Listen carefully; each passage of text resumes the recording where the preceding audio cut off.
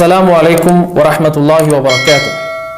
الحمد لله والصلاة والسلام على رسول الله أما بعد فأعوذ بالله من الشيطان الرجيم. يا أيها الذين آمنوا كتب عليكم الصيام كما كتب على الذين من قبلكم لعلكم تتقون.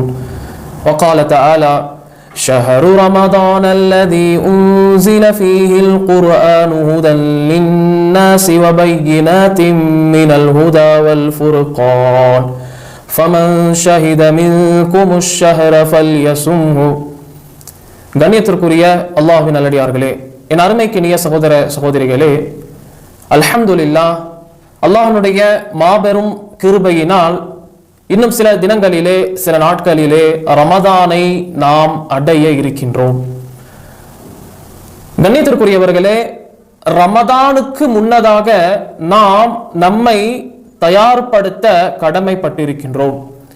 நம்முடைய மார்க்கத்திலே நமக்கு சில வழிகாட்டுதல்கள், சில வழிமுறைகள் குர்ஆன் சுன்னா அடிப்படையிலே வழங்கப்பட்டிருக்கின்றது. அந்த வழிமுறைகளிலே நாம் ரமதானை வரவேற்க கடமைப்பட்டிருக்கின்றோம்.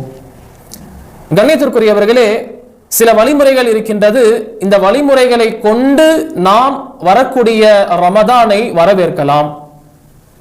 முதலாவது விஷயம் என்னவென்றால், வரக்கூடிய ரமதானை நினைத்து மகிழ்ச்சி கொள்ள வேண்டும், சந்தோஷம் அடைய வேண்டும்.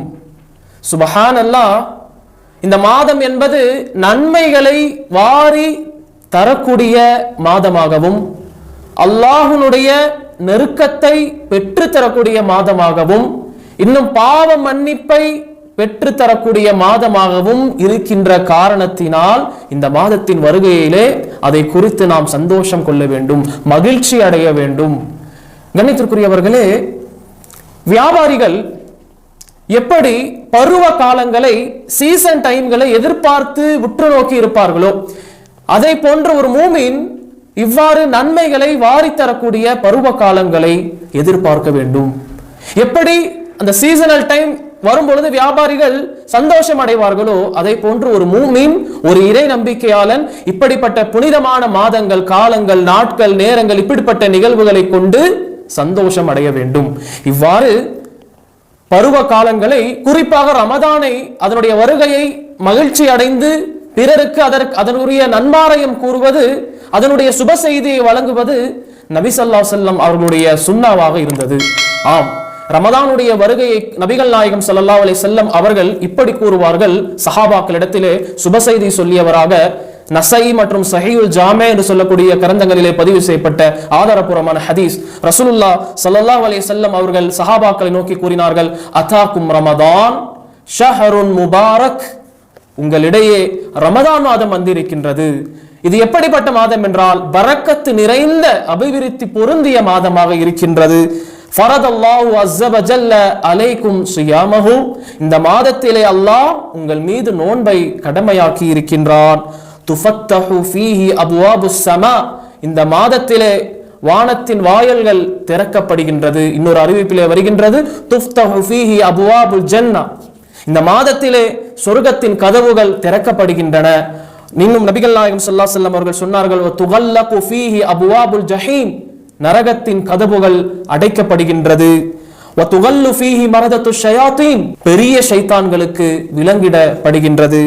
இன்னும் கூறினார்கள், லில்லாஹி ஃபீஹி லைலத்துன் கைரும் மின் அல்ஃபி ஷஹர், இந்த மாதத்திலே ஒரு நாள் உள்ளது, அந்த நாள் 1000 மாதங்களை விட சிறந்ததாக இருக்கின்றது.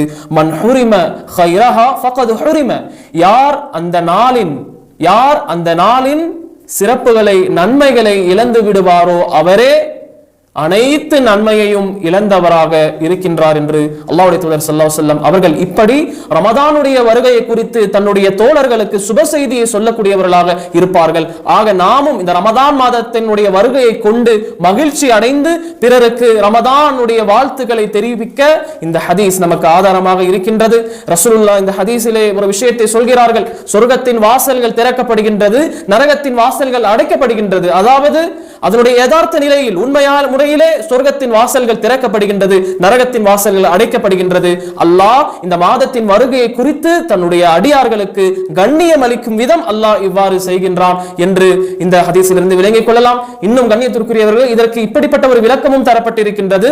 நன்மைகளின் வாசல்கள், நன்மைகளின் வழிகள் லேசாக்கப்பட்டு திறக்கப்படுகின்றன, தீமைகளின் வழிகள் அடைக்கப்படுகின்றன என்பதாகவும் இதற்கு விளக்கம் சொல்லப்பட்டிருக்கின்றது. ஆக நன்மைகள் செய்வதற்கு ஒரு வாய்ப்பாக இந்த ரமதான் இருக்கின்றது, தீமைகளில் இருந்து தன்னை காத்துக் கொள்வதற்கு ஒரு சந்தர்ப்பமாக இந்த ரமதான் இருக்கின்றது என்பதை உணர்ந்து அதை கொண்டு நாம் மகிழ்ச்சி அடைய வேண்டும் என்பது முதலாவது வழிமுறையாக இருக்கின்றது. இப்படி ரமதானை நாம் வரவேற்க வேண்டும். இரண்டாவது, ரமதானுடைய வருகையை கொண்டு நாம் அல்லாஹ்விடத்திலே துஆ செய்த வண்ணம் ரமதானை வரவேற்க கடமைப்பட்டிருக்கின்றோம். நம்முடைய ஸலஃபு ஸாலிஹீன்கள், முன் சென்ற நன்மக்கள் ரமதானுடைய வருகை குறித்து நிறைய துஆக்களை செய்யக்கூடியவர்களாக இருந்தார்கள். ஆக நாமும் ஒரு பருவ காலம் வர இருக்கின்றது, அல்லாஹ்வுடைய நெருக்கத்திற்கு உரிய ஒரு நாட்கள் வர இருக்கின்றன. ஆக இந்த நாட்களை அடைய, இந்த மாதத்தை அடைய அல்லாஹ்விடத்திலே துஆ செய்ய வேண்டும். அல்லாஹ்வே, ரமதானை அடையக்கூடிய பாக்கியத்தை எனக்கு கூடிய அல்லாஹ், ரமதானை ஆரோக்கியமான முறையிலே அடைந்து அதிலே நல்ல அமல்களை செய்யக்கூடிய பாக்கியத்தை எனக்கு கொடு இறைவா என்று அல்லாஹ்விடத்திலே நாம் துஆக்களை கேட்ட வண்ணம் இந்த ரமதானை நாம் வரவேற்க வேண்டும் என்பதை நாம் நம்முடைய கவனத்திலே கொள்ள வேண்டும். இது இரண்டாவது வழிமுறையாக இருக்கின்றது.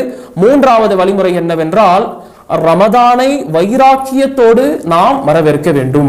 அதாவது இந்த மாதத்தை அடைந்து இதிலே அல்லாஹ் விரும்பக்கூடிய நல்ல அமல்களை புரிவேன், நோன்பு வைப்பேன், தராவி தொழுகை போன்ற கியாம் இரவில் நின்று வணங்குவேன், சதக்கா தான தர்மங்களை கொடுப்பேன், என்னிடத்திலே ஐவேளை தொழக்கூடிய அந்த பழக்கம் இல்லையா, நவுது பில்லா, அந்த ரமதானிலே அதை நான் கொண்டு வருவேன்.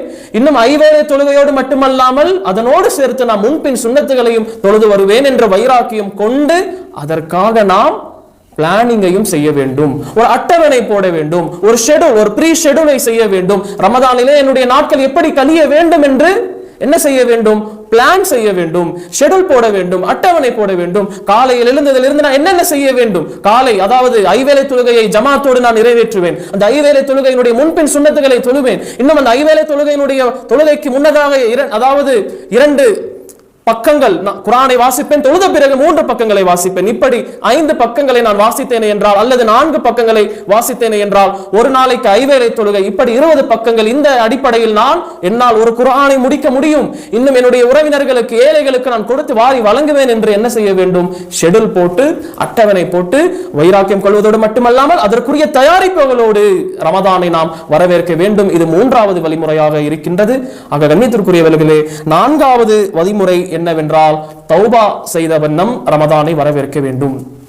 ரமதான் அது தொடங்குவதற்கு முன்னதாக நம்முடைய பாவங்களுக்காக வருந்தி, அதை குறித்து அச்சப்பட்டு வருந்தி மீண்டும் செய்ய மாட்டேன் என்பதை உணர்ந்து அல்லாஹ்விடத்திலே தௌபா செய்த வண்ணம் ரமதானை வரவேற்க வேண்டும். ஏனென்றால் பாவங்களிலிருந்து முற்றிலுமாக விடுபட்டு இந்த ரமதானை வரவேற்றுவோமே என்றால் இன்ஷா அல்லாஹ் நன்மைகள் செய்வதற்கு அது நமக்கு வழிவகுக்கும். இன்னும் பாவங்களை தூண்டக்கூடிய சாதனங்கள், தூண்டக்கூடிய வழிமுறைகள் அனைத்திலிருந்தும் விலகி நாம் தௌபாவை செய்து இந்த ரமதானை வரவேற்க கடமைப்பட்டிருக்கின்றோம். இது 4வது வழிமுறையாக இருக்கின்றது. 5வது முக்கியமான வழிமுறை என்னவென்றால், ரமதானை அடைவதற்கு முன்னதாக இந்த ரமதான் மாதத்தின் சிறப்புகளை பற்றியும் நோன்பின் சட்டங்களை பற்றியும், எதற்காக ரமதானிலே அல்லாஹ் நோன்பை கடமையாக்கினான், இந்த நோன்பிற்கு பின்னால் இருக்கக்கூடிய நோக்கத்தை பற்றியும் நாம் அறிந்து கொண்டு இந்த ரமதானை வரவேற்க வேண்டும். எப்படி அறிந்து கொள்ள முடியும்? புத்தகங்களை படிப்பதை கொண்டும், உலமாக்களுடைய பயான்கள் அல்லது மார்க்க வகுப்புகளிலே கலந்து கொள்வதன் மூலமாகவும் இப்படி ரமதானுடைய சிறப்புகளையும் நோன்பின் சட்டங்களையும் நாம் அறிய வேண்டும்.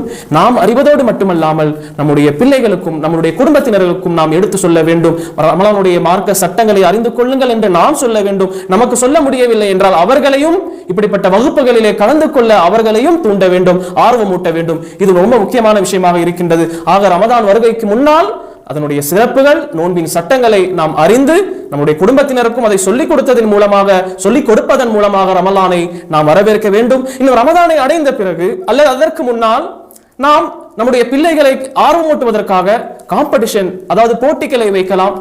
பரிசுகள், அதாவது 30 நோன்புகள் அல்லது ஒரு மாத நோன்புகள் தொடர்ந்து நோன்புகளை வைப்பதை கொண்டு இவ்வாறு பரிசை நான் உனக்கு தருவேன் என்று பிள்ளைகளுக்கு ஆர்வம் ஊட்டலாம்.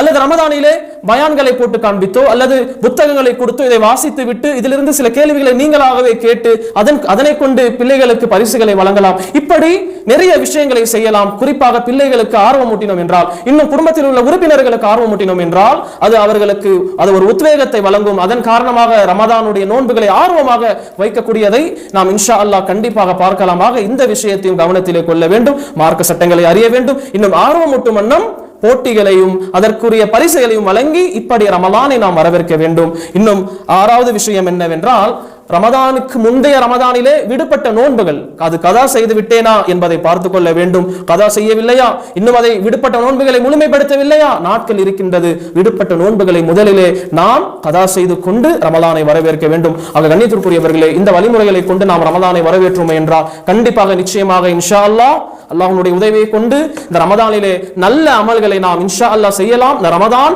நமக்கு ஒரு மாற்றத்தை தரக்கூடிய ரமலானாக நமக்கு இருக்கும். இவ்வாறு நாம் ப்ரீ பிளானிங் செய்யாமல் நாம் இப்படி ரமலானை நாம் வரவேற்றோமே என்றால் ரமலான் அது வந்ததும் தெரியாது, அது சென்றதும் தெரியாது போன்ற ஆகிவிடும். ஆக அப்படிப்பட்ட துர்பாக்கிய நிலையை விட்டு அல்லாஹ் நம் அனைவரையும் பாதுகாப்பானாக. ஆக மேற்கூறப்பட்ட வழிமுறைகளை கொண்டு நாம் ரமதானை வரவேற்போம். அல்லாஹ் நம் அனைவருக்கும் ரமதானை அடைந்து அதிலே அவனுடைய நெருக்கத்தை பொருத்தத்தை பெற்றுத்தரக்கூடிய நல்ல அமல்களை செய்யக்கூடிய பாக்கியத்தை தந்தருள்வானாக.